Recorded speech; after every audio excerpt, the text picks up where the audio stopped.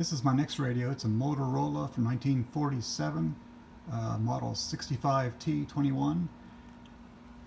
Everything checks out. I've already done a couple preliminary tests, put in just some test electrolytics, and it all still makes noise. All the coils are good, so it shouldn't be too bad of a fix. I tested it out a little bit earlier, and I got all the parts.